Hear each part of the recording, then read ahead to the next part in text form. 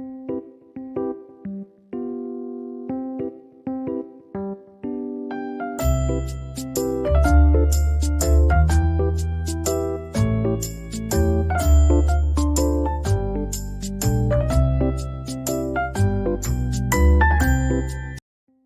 Everyone, welcome back to my channel. कैसे हैं आप लोग? आई होप अच्छे ही होंगे।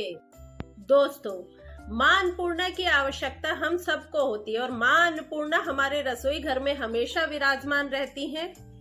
तो रसोई में ऐसे कौन से कार्य हैं? कुछ ऐसे कार्य हैं जो हमें रसोई में नहीं करने चाहिए और कुछ ऐसे कार्य जो हमें रसोई में करने चाहिए। तो आज हम बात करेंगे कुछ ऐसे कार्य, कुछ ऐसे नियम जिनका हमें रसोई घर में हमेशा ध्यान रखना चाहिए ताकि मां अन्नपूर्णा का आशीर्वाद हमारे घर पर हमेशा बना रहे और हमारा घर हमेशा धन धान्य से भरपूर रहे। सबसे पहले जो लोग ये चाहते हैं कि हमारे घर में कभी गरीबी ना रहे, कभी भी हमारे घर में धन की कमी ना रहे, खाने की कमी ना रहे, हमारे घर आने वाला कोई भी व्यक्ति कभी भूखा वापस ना जाए, तो ऐसे लोगों को रसोई घर के कुछ नियम हैं जिनका पालन अवश्य करना चाहिए। विशेषकर हम महिलाओं को, क्योंकि हम महिलाएं ही घर की लक्ष्मी होती हैं और रसोई में सबसे ज्यादा वक्त हम ही लोग बिताते हैं। तो हमें इन नियमों का, इन बातों का ध्यान हमेशा रखना चाहिए, क्योंकि रसोई घर की जो भी व्यवस्था होती है वो सारी व्यवस्था की जिम्मेदारी महिलाओं की होती है। तो महिलाओं को इन बातों का अवश्य ही ध्यान रखना चाहिए और हम महिलाएं ही हैं जो कि मां अन्नपूर्णा को हमेशा प्रसन्न रख सकती है ताकि उनका आशीर्वाद हमारे ऊपर बना रहे। तो आइए देखते हैं कि हमें किन किन बातों का ध्यान रखना चाहिए।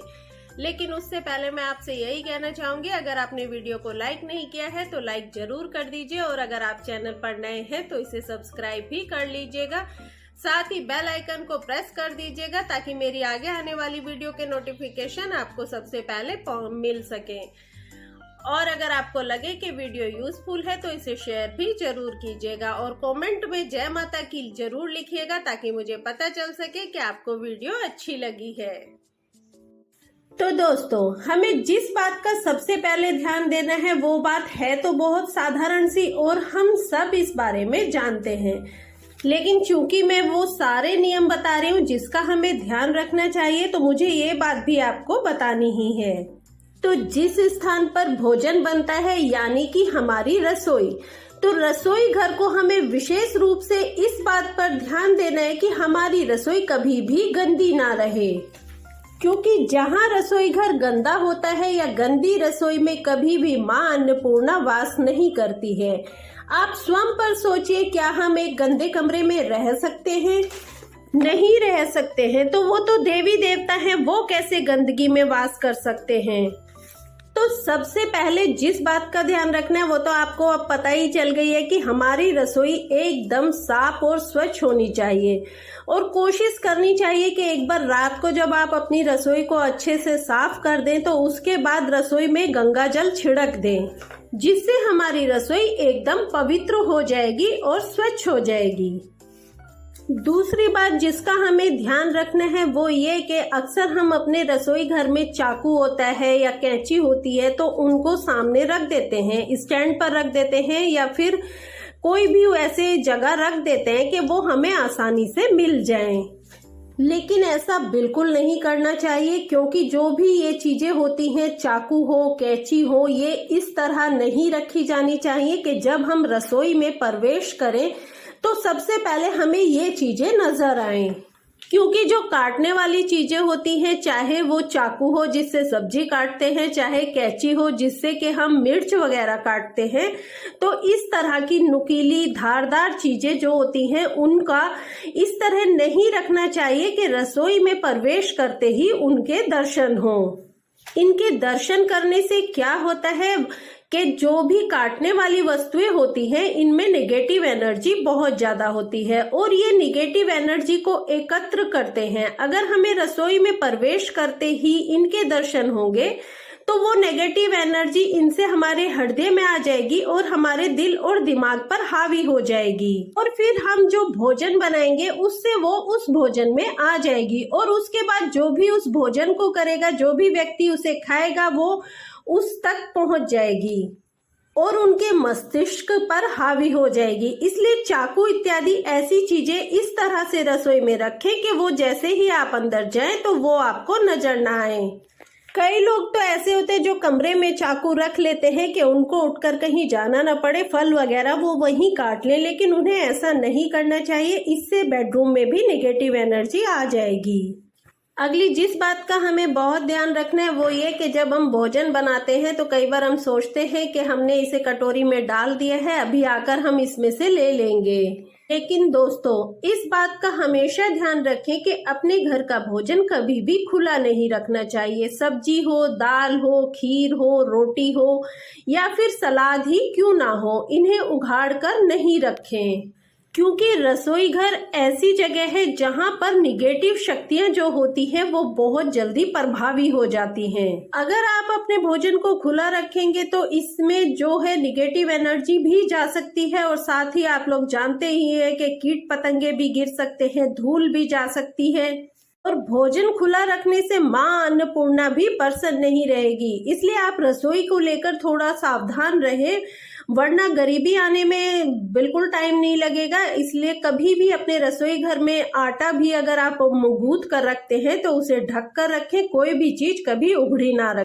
और अब सबसे अहम बात कि हमारे रसोई में बार बार दूध का उफनना, गिरना अपशगुन है, इसका बहुत ध्यान रखें। जब भी आप दूध गर्म करें तो इस बात का ध्यान रखें कि दूध उफन कर गिर ना जाए, क्योंकि दूध का उफन कर गिरने से हमारे जो ग्रह होते हैं उनका सीधा संबंध होता है, तो वो भी खराब होते हैं और माँ अन्नपूर्णा भी अप्रसन्न हो जाती है। इसलिए कभी भी दूध को उफन कर गिरने न दें, हमेशा दूध का ध्यान रखें, क्योंकि दूध का संबंध चंद्रमा से है और अगर दूध उफन कर गिरता है तो हमारा चंद्रमा खराब होता है और हम मानसिक रूप से परेशान रहने लगते हैं। इसलिए हमेशा इसका ध्यान रखें। जब हम खाना बनाते हैं, यानी कि जब हम पूरी बनाते हैं या पराठा बनाते हैं या फिर हम सब्जी छोंकते हैं, तो कई बार क्या होता है कि हम थोड़े असावधान हो जाते हैं और वो तेल छिटक कर हमारे हाथों पर गिर जाता है, जिससे हमारे हाथ जल जाते हैं। कई बहनों के साथ तो ऐसा अक्सर होता है कि उनके हाथों पर छींटे गिरते ही रहते हैं। कभी कभी ऐसा होना तो कोई बात नहीं, लेकिन बार बार ऐसा नहीं होना चाहिए। यदि ऐसा है तो इस बात से एक चीज आपको समझ लेनी चाहिए कि राहु, केतु और शनि ये तीनों ग्रह आपसे रुष्ट हैं। जब ये तीनों ग्रह रुष्ट होते हैं तो हमारे हाथ ऐसे तेल से जलने लगते हैं, और कई बहनों के हाथ तो रोटी सेकते सेकते भी जल जाते हैं। तो इससे बचने के लिए क्या करना चाहिए, हमें जो अपनी घर की पहली रोटी होती है वो गाय को देनी चाहिए और बाद की आखिरी रोटी कुत्ते को देनी। तो दोस्तों, ये तो वो बातें थी जिनका हमें रसोई घर में ध्यान रखना चाहिए, लेकिन इसके अलावा वास्तु के अनुसार भी हमारे रसोई घर में कुछ ऐसे कार्य हैं जिनका हमें हमेशा ध्यान रखना चाहिए, क्योंकि वास्तु का प्रभाव भी हमारे परिवार पर, हमारे घर पर और हमारे रसोई घर पर बहुत ज्यादा पड़ता है। तो वास्तु के अनुसार जिन बातों का हमें ध्यान रखना चाहिए, आइए देखते हैं वो कौन कौन सी हैं। वास्तु के अनुसार रसोई का स्थान घर की पूर्व दिशा में होना चाहिए, और रसोई घर में हमारा गैस का चूल्हा इस तरह से रखा होना चाहिए कि खाना बनाते वक्त ग्रह लक्ष्मी का जो मुख होता है वो पूर्व दिशा की तरफ होना चाहिए। इस तरह से खाना बनाने से खाना भी पूरा सकारात्मक ऊर्जा से भरपूर रहता है और हमारे घर में भी सुख समृद्धि बनी रहती है। वास्तु के अनुसार रसोई घर में हम जो पीने का पानी रखते हैं, चाहे मटकी में भरकर रखते हो या जग में भरकर रखते हो या फिर आरओ लगा हो, तो कोशिश करें कि वो उत्तर पूर्व दिशा में ही लगा हो। ये दिशा जल तत्व के लिए बहुत ही शुभ है और हमें इस बात का ध्यान रखना चाहिए। वास्तु के अनुसार अगली जिस बात का ध्यान रखना है वो ये कि जो भी हम पानी किचन में भरकर रखते हैं वो पानी कभी भी गैस चूल्हे के पास नहीं रखना चाहिए, क्योंकि अग्नि और जल दोनों एक दूसरे से विपरीत होते हैं, इनका स्वभाव विपरीत होता है। तो इनको कभी भी पास पास ना रखें, इनके बीच में थोड़ी दूरी अवश्य ही रखें। अगर आपकी किचन छोटी है और आपको स्लैब पर पानी रखना है तो वो थोड़ा गैस से दूर ही रखें। को तो सभी जानते हैं, लेकिन मैं फिर भी बता देती हूँ कि कभी भी अपनी रसोई में रात को झूठे बर्तन छोड़कर ना सोएं। सब लोग जानते हैं कि अगर हम रसोई में झूठे बर्तन छोड़कर सोते हैं तो माँ लक्ष्मी का वास हमारे घर में नहीं होता है और नकारात्मक ऊर्जा भी हमारे घर में फैलने लगती है। लेकिन जिनके यहाँ पर मेड लगी होती है, यानी कि सुबह काम वाली आती है और उनके बर्तन धोती है, तो वो लोग रात को बर्तन ऐसे ही रखते हैं ताकि मेड सुबह आए और उन्हें धो दे। लेकिन मैं उनसे भी यही कहना चाहूंगी कि अगर आप बर्तन धो नहीं सकते हैं तो कम से कम उन्हें पानी में निकाल कर रख दें, यानी कि बर्तनों में झूठन ना रहे। सिर्फ माता लक्ष्मी ही इसकी वजह नहीं है, बल्कि स्वास्थ्य की दृष्टि से भी ये ठीक नहीं है, क्योंकि अगर बर्तन में झूठन लगी रहेगी तो उसमें कॉकरोच वगैरह आएंगे और हमारे यहाँ सारे घर में बीमारियां फैला दें। और अब बारी आती है चकला बेलन की। तो जैसे ही हमारा खाना बन जाए, यानी कि हमारी रोटियां बन जाए, तो हमें तुरंत चकला बेलन को धो देना चाहिए।